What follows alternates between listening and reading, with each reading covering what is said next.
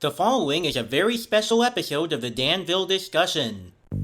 Building a rocket or fighting a mummy or climbing up the Eiffel Tower. Discovering something that doesn't exist. Hey! Or giving a monkey a shower. Don't try this at home. Surfing tidal waves, creating nanobots or locating Frankenstein's brain. It's over here. Finding a dodo bird, painting a continent or driving our sister insane. It's a short drive. As you can see, there's a whole lot of stuff to do before school starts this fall. Come on, Barry. So stick with us, cause Phineas and Ferb are gonna do it all.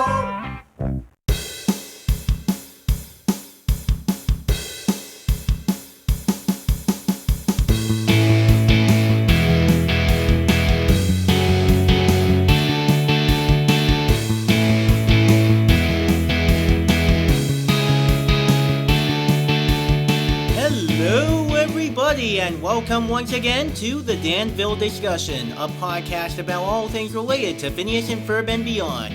I'm your host Caleb Doerksen, and some of you may know me from my YouTube channel, which is named after me, the one and only place to find some web series related to animation like Caleb Reviews. If this is your first time listening to this podcast, well, the title should give you an explanation of what this is. It's called the Danville Discussion because I talk about shows set in the universe of Dan Povenmire and Jeff Swampy Marsh, or you can also call it the Dwampyverse or whatever. But for further detail, I talk about each episode of either Phineas and Ferb or Hamster and Gretel, going through all the cultural or in-universe references, along with some handy tools and stuff like that, and then finally I give each episode a roller coaster rating. But this time, I'm going to be doing 2 bonus episodes, and for this first one, I'm going to be going into the original storyboard pitch of the Phineas and Ferb pilot, and then I'm going to get into the latest Chibi Tiny Tales short of Hamster and Gretel called Laundry Day. If you guys want to check out more episodes of the Danville discussion, then come visit us at anchor.fm/Caleb-Doerksen, and then it'll take you directly to the Danville discussion website on Anchor, which is now part of Spotify for podcasters. You can also share your feedback or ask some questions you may have about this episode by emailing us at danvillediscussion@gmail.com with the Danville discussion in the subject line. Now let's go ahead and begin with a bonus feature that appeared on the Fast and the Phineas DVD in 2008, which is a storyboard draft of Phineas and Ferb's pilot episode Roller Coaster that Dan and Swampy pitched to Disney in the mid-2000s. On the DVD cover, Dan is credited for Family Guy since he directed several episodes on that show at the time before doing Phineas, like the early Row 2 episodes and Hell Comes to Quahog. And this featurette starts with a little introduction by him and Swampy, talking about how they pitched the project to Disney, and how Dan would do all the voices for it, and of course Disney liked it, and asked what they wanted to send to the overseas execs responsible for the decision-making process. Dan recorded his voice pitching it, with it all being sent home with him, and in his editing program he would edit the images together, spending the whole weekend on that, along with the addition of some sound effects and temporary music. Plus, Disney even said that they didn't want Dan to be the voice of Isabella, which is understandable because he wouldn't even fit that character, and I'm glad they chose Allison Stoner in the end. But hey, at least Dan ended up doing Doofenshmirtz, who in this draft was originally named Dr. Mittelschmertz, and I'll get to more of that later since Dan mentioned how some of the characters' names were changed, particularly Dr. Doofenshmirtz, and some scenes were edited for time and other reasons, such as how some parts were cut for rude humor that would seem too inappropriate, like that poop joke, or how Candace said, "Their butts are mine now," and some scenes would end up being used in later episodes. It even includes an extended version of the reveal scene where Phineas describes the roller coaster, and although that wasn't used in the final version, it would later be used in its musical remake. And then we go into a solo introduction by Dan, in which he shows a photo of his fellow co-creator Jeff Marsh getting an award for a musical episode they wrote for Rocko's Modern Life, and mentions why Jeff likes to be called Jeff Swampy Marsh. It's because it makes his name 15 letters long, which could be bigger than most other people's names. Like, Dan's name is only 12 letters long, and my name is only 13 letters long, not counting my middle name. Dan then talks about how the show Phineas and Ferb was inspired by his summers growing up, when his mom would encourage them to do something creative with their time instead of sitting around bored, and his mom would say, "Summer's short, you gotta make every day count," which is what Phineas and Ferb do in every episode. And then the episode begins with the original version of the show's opening sequence, where instead of the days flying off a calendar into the sun, we've got the title of the show in checker squares in front of the sun over Phineas and Ferb's hometown before it pans down the tree and goes into the backyard to push slowly in on the brothers enjoying the shade under the tree with their pet platypus Perry, all in full color, but with a different look, even in terms of the character designs, where Phineas is wearing a yellow shirt with red stripes, green shorts, and orange shoes, while Ferb still looks the same a bit, but with orange shoes as well. And of course the lyrics are the same, except Bowling for Soup doesn't sing yet. Instead they put in a Disney chorus as a placeholder, but Dan sings the first bar of the song for it. As we do this, a Disney chorus sings. There's 104 days of summer vacation before school comes along just to end it. So the annual problem for our generation is finding a good way to spend it. Like, maybe... And they don't zoom in on Phineas. Instead, it's just a pencil sketch of Phineas thinking to himself. Plus, throughout the opening, many of the shots remain the same, mostly as sketches, and some of them being full color shots, such as the brothers giving the monkey a shower, where they're actually wearing their finalized colors, like in the final intro, and Phineas then looks at the audience and says, "Don't try this at home," which he did not say in the final version, since it was replaced by Phineas orchestrating Ferb and the Penguins playing electric guitars. Plus, after they say, "driving our sister insane," and before Candace yells to Phineas, he says, "It's a short drive," which was also rejected in the final product. And we've got full color shots of Phineas and Ferb discovering Candace in the mummy wraps, foreshadowing Are You My Mummy? Candace spotting Phineas and Ferb giving their mother's car a paint job for the race, foreshadowing the Fast and the Phineas, and I noticed Candace looked different too, with more red hair and green clothes. The brothers building the roller coaster tracks, all the kids riding the roller coaster back down to Earth, the brothers showing a stock chart to business as Candace watches through the window, which might be a foreshadowing of Toy to the World since they interact in a business meeting at the toy company, Phineas flying a jetpack with Ferb holding onto him like a kite, the kids riding the roller coaster in a spiral loop, and finally the brothers making a sci-fi alien movie, foreshadowing their filmmaking careers in Lice Candace action. In those roller coaster shots, I noticed how Isabella had different colors than her pink and white clothes. In the first one, she wore a blue dress with a yellow bow and belt, and in the second one, she had a red dress with an orange bow. Of course, some of these shots would be used in the final theme song, and all these art pieces would be used for the stills in the Season 1 version as Phineas and Ferb are dancing before the logo drops. So that's basically the demo version of the opening, and the demo theme song I would say is pretty good, but I do see why Disney changed the tone of it, since it does sound like it came out of a 60s or 70s Hanna-Barbera show.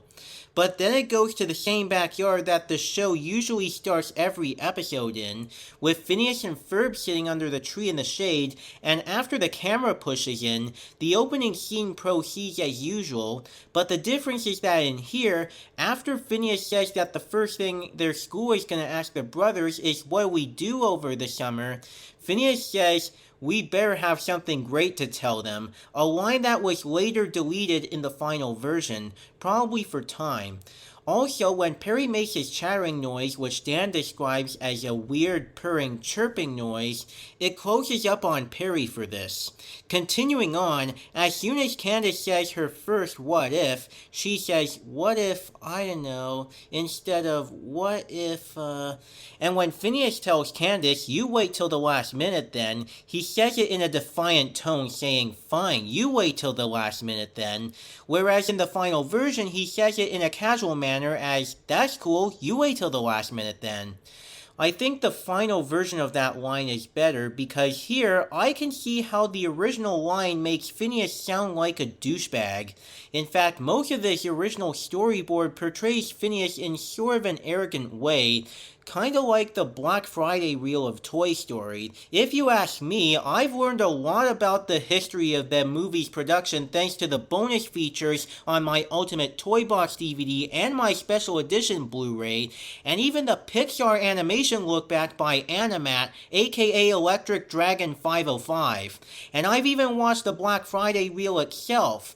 And honestly, I'm glad Woody's personality was changed a little bit in the final film, because in that reel, Woody doesn't feel any remorse for what he did to Buzz by pushing him out of Andy's window. It ultimately made him the most unlikable prick known to man. You just want to thrust your fist right into his face right there. I have to agree with them. I don't think what you did was right. What? Am I hearing correctly? You don't think I was right? Who said your job was to think, Spring Wiener? Well, I just thought that you... use this vast reserve of brain power to consider this for a moment. If it wasn't for me, Andy wouldn't pay any attention to you at all. In fact, my sketchy friend, you would have been hauled away to Goodwill a long time ago, so shut your mouth and get them off the bed. Do it. Now. He's an asshole. Anyways, even Candace's call with Stacy is different too, including the addition of a few more lines, which were removed in the final product, as well as some lines being different. Let's take a listen. Hello? Oh, hi, Stacy. I can't go to the mall right now. Mom just went to the store. She left me in charge. You know, conditionally. Hey, if you go, could you see if Jeremy's there? He's the cute one that works at Mr. Slushy Burger. Yeah, he totally smiled at me last time I was there. I just about died. No, I did. I really did. Well, I mean, I didn't, but I just about did. No, I told you I can't. I'm watching my brother and my stepbrother, because they're always up to something. Yeah, and they never get into trouble, because Mom never catches them. But one of these days, I'm going to see to it that she catches them red-handed. We hear the lion roar. Would you hold it down out there? I'm on the phone! Well, like I said, Mom left me in charge, so that there'll be no shenanigans today. What are they doing right now? Their homework, I think. Man, they are such dorks. Why do you ask? What do you mean you can see it from your house? See what? Hello? Oh, hi, Stacy. No, I can't go to the mall right now. Mom just went to the store. She left me in charge.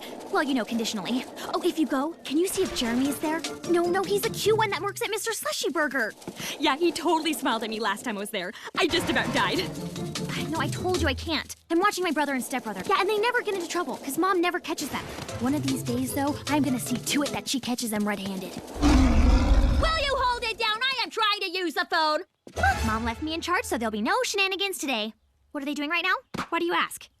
What do you mean you could see it from your house? See what? At the same time, Slushy in Mr. Slushy Burger was originally spelled as Slushy, S-L-U-S-E-E, but still pronounced Slushy. Next, when Candace sees the roller coaster and before Phineas asks if Candace likes it, he responds to her question by saying, This is genius. And when Candace threatens to tell Linda, she says, I'm gonna go get Mom instead of I'm gonna go tell Mom. Afterwards, before Candace says D-O-W-N down and runs off, Phineas says, okay, but do you like it? Also, Phineas says, hey, we need a blowtorch and some more peanut butter, whereas in the finished version, he says, we're gonna need a blowtorch and some more peanut butter. When Isabella goes into the backyard, before saying hello to Phineas, she says hello to Ferb first, which happens after Phineas tells her about the roller coaster in the finished pilot. There are hearts around her at the same time, and not just in her eyes. After she asks if it's impossible, the part where Phineas responds to her that some might say it is, and Isabella wonders if Ferb ever talks, and Phineas describes him as more of a man of action, that part wasn't there yet, yet, and instead, Phineas asks if there's something he can do for her in a slightly annoyed tone of voice, before Isabella asks if he wants to go to the pool with her, which shows a bit more arrogance in him for this version, as I stated before. Plus here, he also seems to be annoyed about her trying to drop romantic hints when she comes into the backyard. Then Phineas, asking where Perry is, says where's Perry anyway, though in the final version he says, hey, where's Perry? As for Perry's briefing from Monogram, there are some deleted scenes and some that were scrapped for the final version, but were later reused in the Across the Second Dimension movie. Those ideas being the computer saying, you have one new secret mission, before Perry opens it up, and Major Monogram saying to Perry after he tells him how Agent P should keep his cover identity as a mindless domestic pet intact, that if the family Perry lives with ever suspects that he is working for the government, he'll have to be relocated.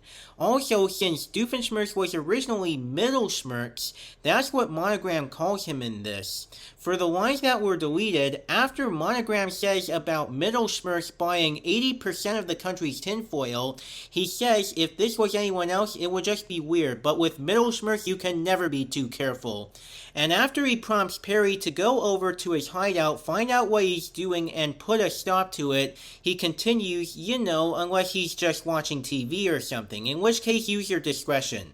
At the grocery store, after Candace says, I still don't know how they cleaned that up so fast, her deleted line is the poop joke I was talking about earlier. I mean, the poop alone should have taken before Linda then tells her about how Candace said to her about the robots, an idea that wasn't used in the finished version, but was later done in the episode I Brobot. Between Candace's line that the brothers are building a roller coaster and Linda's line about Phineas being a little young to be a roller coaster engineer, Linda says, how original, most boys just build forts, which is an idea that ended up being used in Thaddeus and Thor, where Phineas and Ferb are in competition with their lookalikes, the titular Thaddeus and Thor, to build the best backyard fort. And Candace's deleted line is that they're building a real roller coaster. Linda's line is kind of funny too, since I've seen plenty of boys with forts, mostly tree houses, even in animation. Bart Simpson has a tree house, Christopher Robin has a tree house, Arthur Reed has a tree house, just to name some. Then when the mechanical arm is building the track, between Phineas saying, now this is the life, and the boys going around the Doofenshmirtz or Mittelschmertz building, there's a deleted scene with Isabella talking to Phineas from below, which I'll play for you. Now this is the life. Hey, Phineas! Oh, hi, Isabella. He looks down and sees her in her backyard. What you doing? Still building that roller coaster I was telling you about? Yeah, I can see. So it's going well then? We think so. It's so manly. When's it going to be done? Oh, you'll know. Everyone will know. We'll put up flyers. Cool, I can't wait. See you then. She runs off.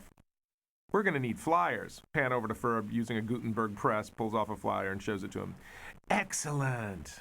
Going inside Mittelschmertz Evil Incorporated, instead of saying, ah, Perry the Platypus, the doctor originally says, well, well, well, Perry the Platypus. After he says his completely expected line, he says a bunch of deleted lines that were later used in gaming the system.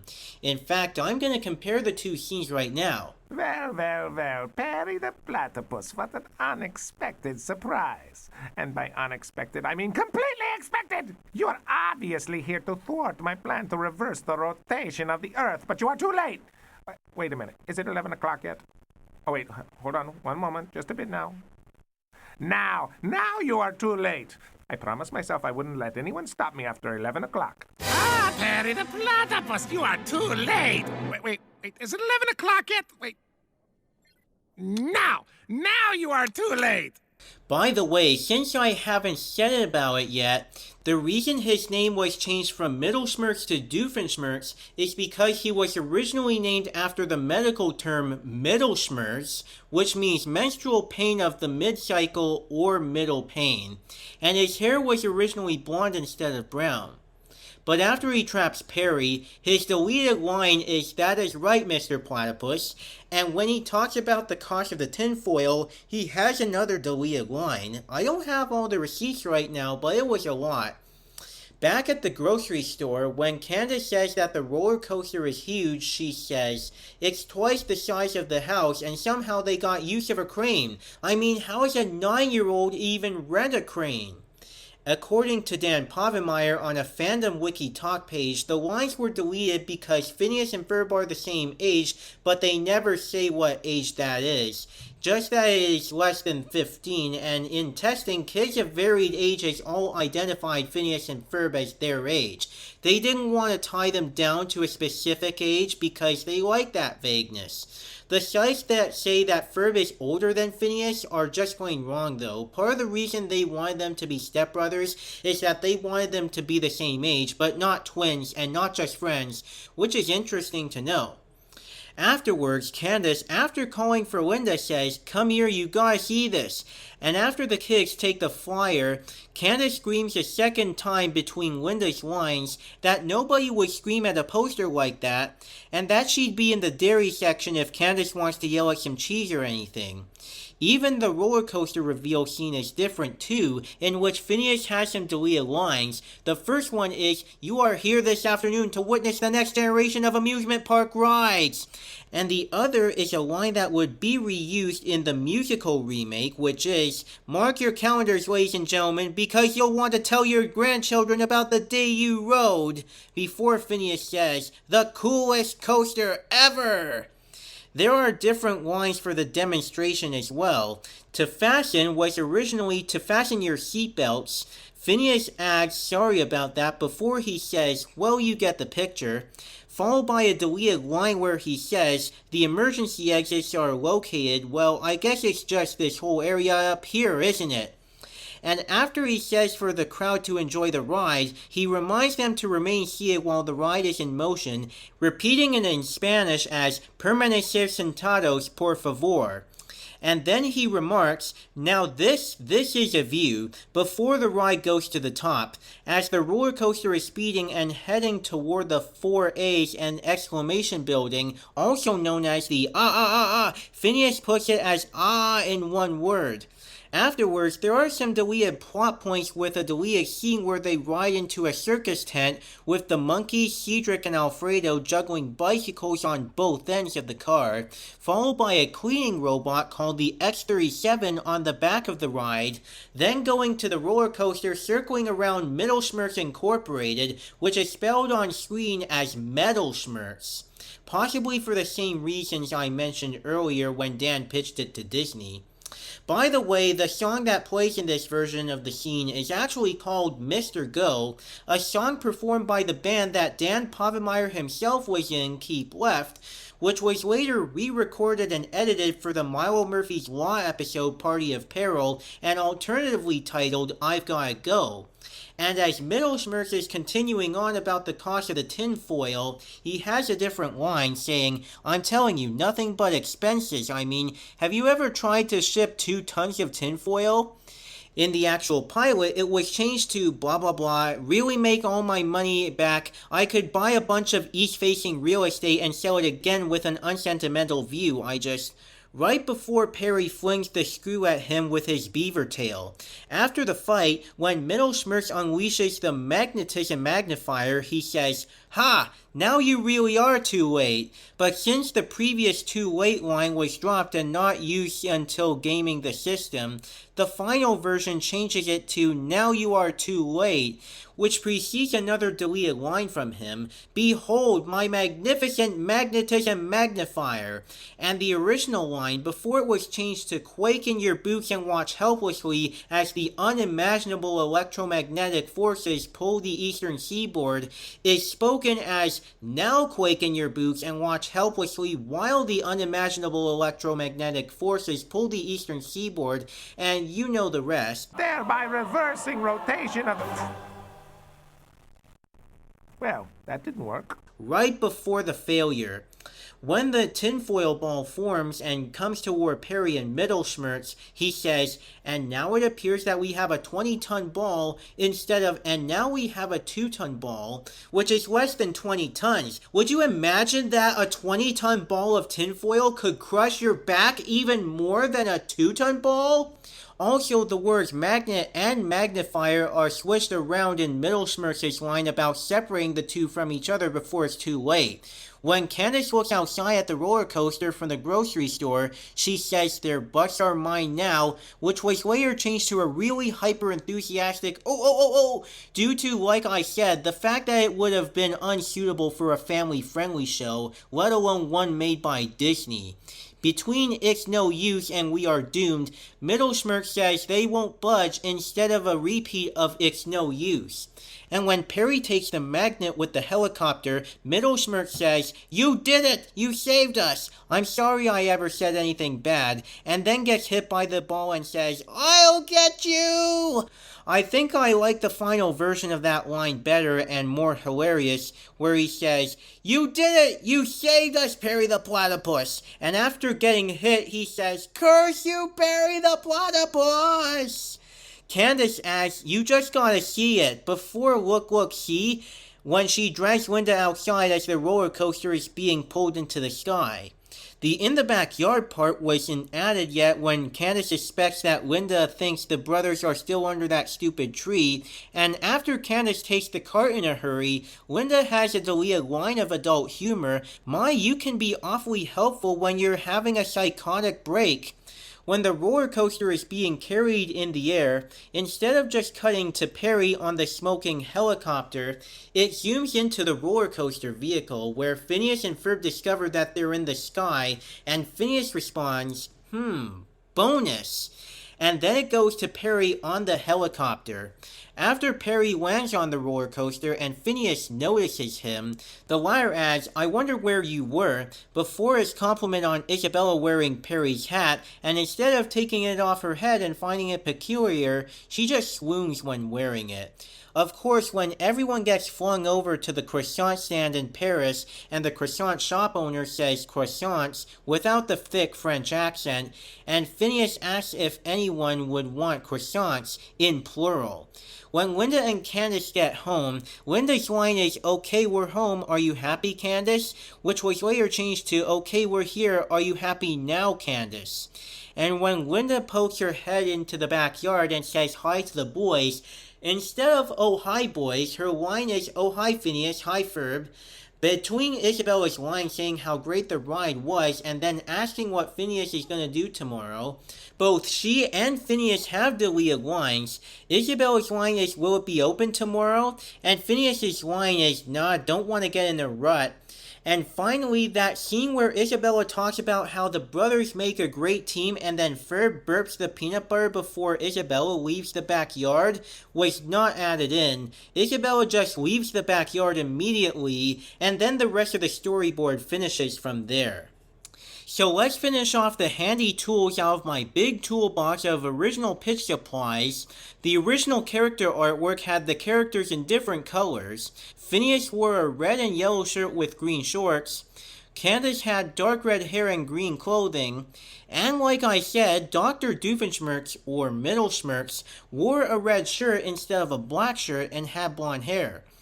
I do like the final colors better, but I do imagine what it would have been like if these were their official colors. Plus, Buford had a different design where he looked more round and had a gray shirt and black shorts rather than his signature black shirt with a skull and green shorts, and Irving was originally going to be introduced in Season 1, but he didn't appear until the Season 2 episode Hide and Seek. Of course, despite there being only 2 lines not present in the final release, the original theme song sounded almost completely different from the final one, being slower and more classic. This was likely changed because Disney Channel wanted it to be more modern. And another difference between the pitch reel and the pilot is that Phineas has more of an adversarial role when interacting with others, such as the sardonic "It's a short drive" comment that is in the theme song after the "Driving Our Sister Insane" line. Also, the show was originally going to have another segment about a bug trio kind of similar to the Good Feathers from Animaniacs, where these bugs named Napoleon, Wendell, and Floyd, they go on all sorts of adventures such as climbing furniture, reenacting Don Quixote, Scottish dancing, pretending to be Count Dracula, and boxing, but that segment never made it in, and the bug trio was only reduced to 2 appearances within the main stories in Season 4, with Doof 101 and the Alka Files. Honestly, I'd love to live in an alternate reality where Phineas and Ferb is actually a variety show, complete with the bug trio segments as a result. But of course, I've said my thoughts on Phineas's portrayal, the original demo theme, and some of the dialogue. You may already know that I am sort of glad they changed Phineas's personality a bit, though for Season 1, I do admit that it did take some time for the show to find its footing, and I do see why the tone of the theme song and some of the dialogue was changed, and I can imagine what world we'd live in if some of the deleted scenes were used in the final version. And this is just a storyboard, so no animation to talk about here. Overall, if this was the actual version of the pilot we get, I'd say it's okay. Nothing special really, but the pilot we actually got could have been worse. Alright, so now that we're done with our discussion of the Phineas and Ferb original pitch, I guess it's just about time that I give this storyboard a roller coaster rating.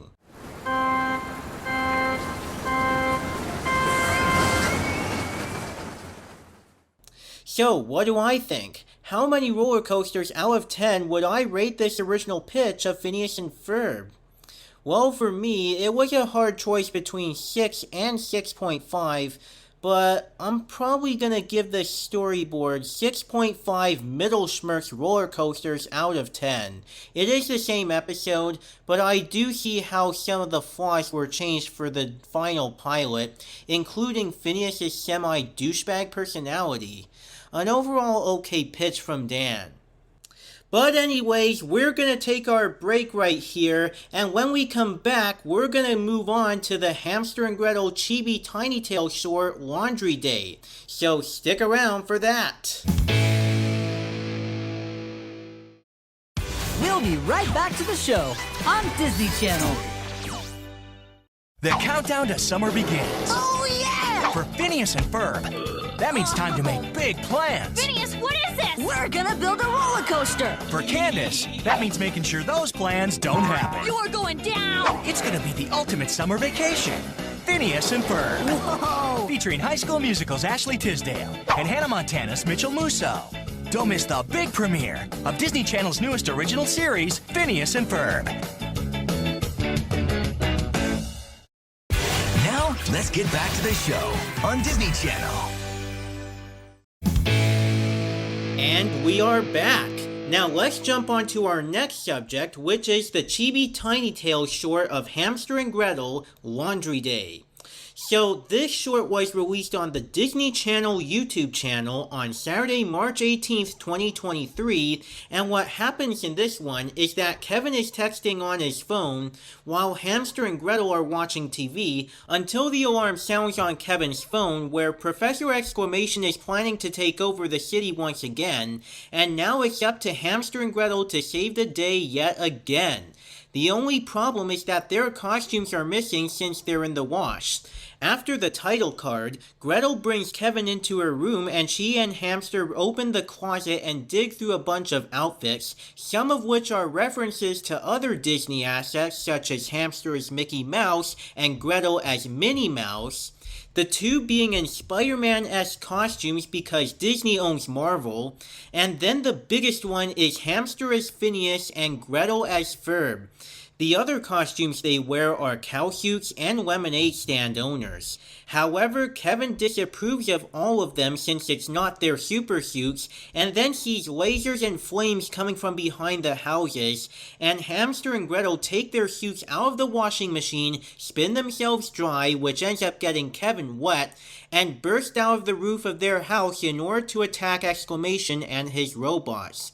But after all that work is done, their clothes get all muddy again and it's time to rewash them, ending this short. Now, of course, this is a simple yet charming short. I, of course, like the use of symbols and speech bubbles to indicate what's happening, such as the white crown over Gretel's head when she realizes the supersuits are in the wash, the exclamation in one bubble for the alarm, and the burning buildings and a couple more speech bubbles for Professor Exclamation's plan, and the use of transparency and dotted lines for Hamster and Gretel's supersuits when they're missing. Even the chibi expressions were good, such as the bold black outlines and white circles for Kevin's eyes when he's shocked, and the smearing, blurring, comic, and special effects are nice. My favorite part was the costume changes, including Mickey and Minnie, and then Phineas and Ferb. Although I was expecting Gretel to be Phineas and Hamster as Ferb, since Gretel and Phineas are the leaders, while Hamster and Ferb are their respective right-hand men. Like, what else can I say about it? Like some of the other Hamster and Gretel chibi shorts I've seen, it is pretty simple, but it is worth it if you want something cute and solid. So now to wrap this episode up, I'm gonna give this short a roller coaster rating.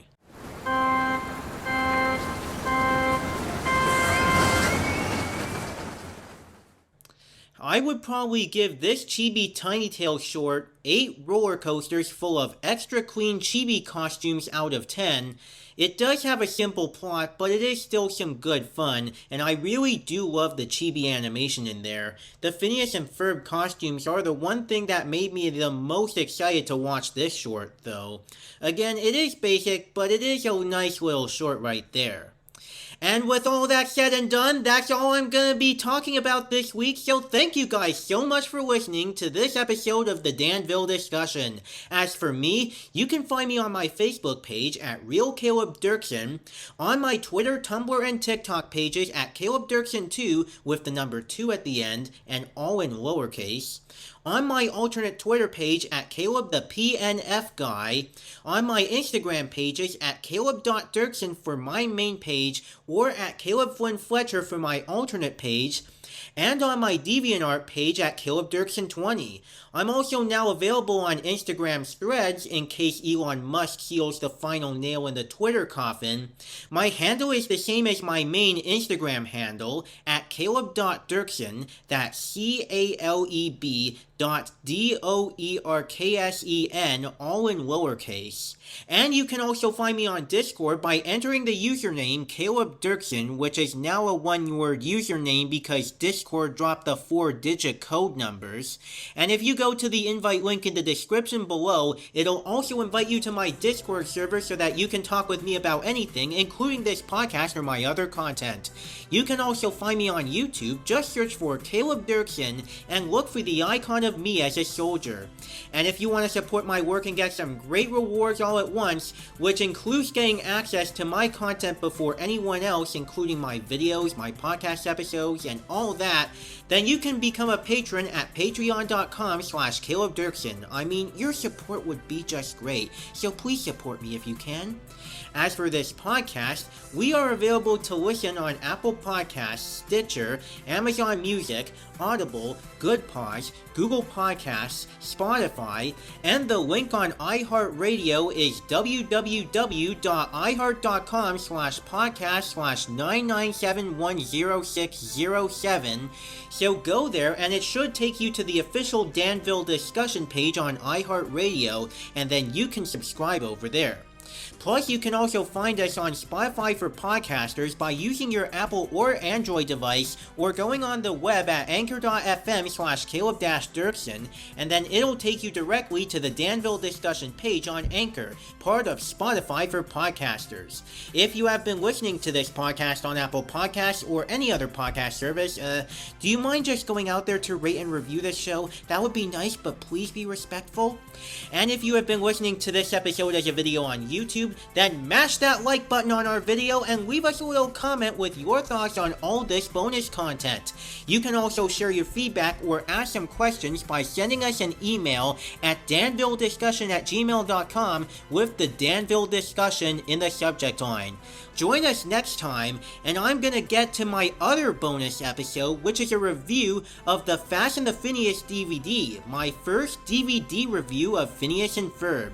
Tune in next time for the newest episode of the Danville discussion with all things related to Phineas and Ferb and beyond. And with that said, thanks for listening, and until next time, this is Caleb, over and out.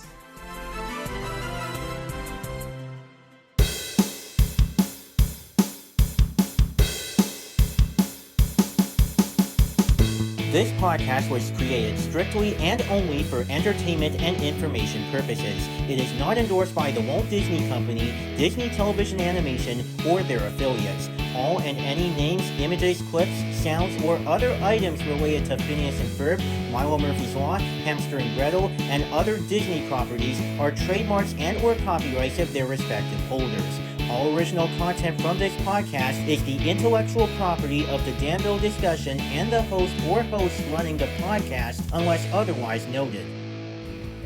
You did it! You saved us! I'm sorry I ever said anything bad about...